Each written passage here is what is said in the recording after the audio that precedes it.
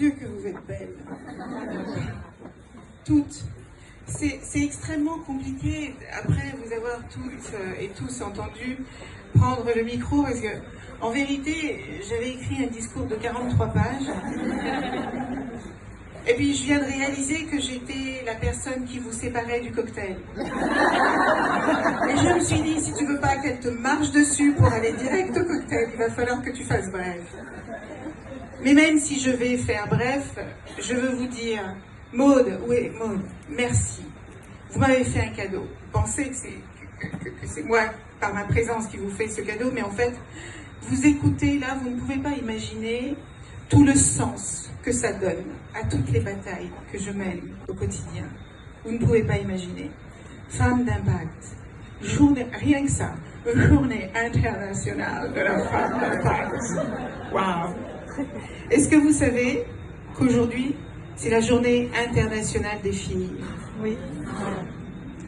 Et comme je ne crois pas au hasard de la vie, que nous nous retrouvions toutes et tous ce soir, ici, pour parler des femmes d'impact, alors que tant de jeunes filles partout dans le monde doutent, qu'elles entendent qu'elles ne peuvent pas, que c'est pas pour elles, je trouve que c'est un signe absolument extraordinaire. Et rien que pour ça, je crois qu'on va vous applaudir très très fort.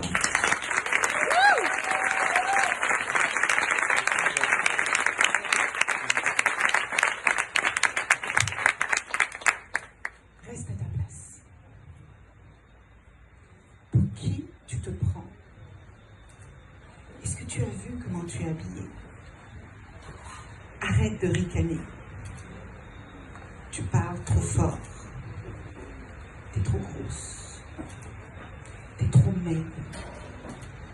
Tu t'habilles comme un sac. Où est-ce que tu crois que tu vas aller comme ça? C'est pas pour toi. Arrête de rêver. Je sais pas, mesdames, si vous avez déjà entendu ces phrases. Moi, j'ai grandi avec ça. Ce qu'il y a de plus terrible, c'est que les gens qui me disaient ça sont les gens qui me disaient qu'elles m'aimaient plus que tout au monde. Et je crois qu'elles le pensaient sincèrement.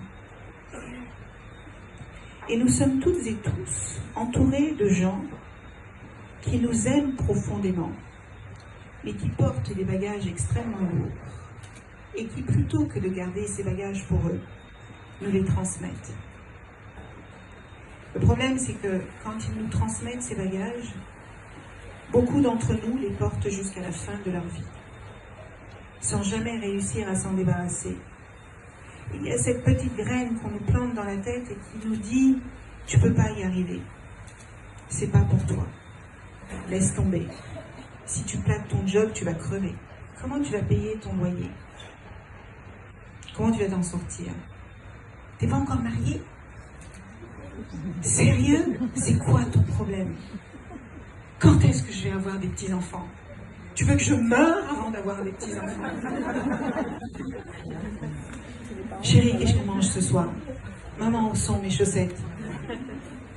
Finalement, dans nos vies de femmes, on est un peu prises entre tous ces paradoxes. Vous êtes définitivement des femmes d'impact si vous êtes là ce soir. Forcément. Et parfois, vous ne le savez même pas. Parfois, vous ne réalisez même pas à quel point vous avez de l'impact. Est-ce que je peux vous raconter une histoire? Si vous me dites non, je suis un peu dans la lune.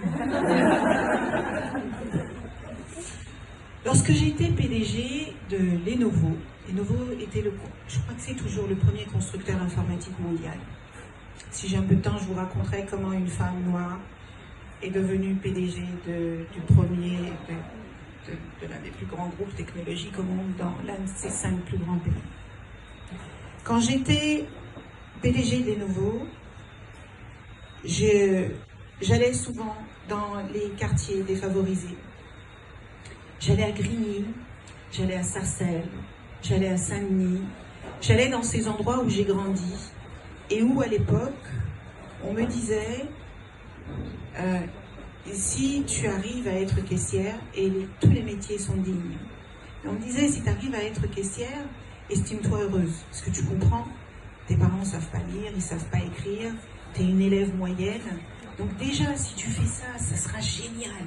Puis après, tu te marieras, tu auras des enfants, tu t'occuperas de ta famille et de tes enfants. Bizarrement, j'étais convaincue, et je ne sais pas vous expliquer comment, j'étais convaincue que ma vie était...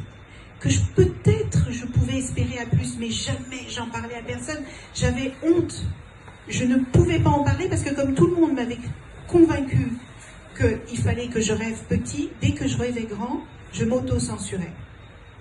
Mais quelque part, j'avais cette petite graine qui me disait « Mais si, peut-être que tu peux faire un petit peu plus. » Et je suis devenue PDG de Lenovo, mais je n'ai pas oublié d'où je venais, où j'ai grandi, et je n'ai pas oublié toutes ces petites filles et ces petits garçons à qui on dit « Reste à ta place. Si tu arrives à faire ça, ce sera déjà pas mal. » Et donc je vais à Clichy, je vais dans un collège, un 8 mars,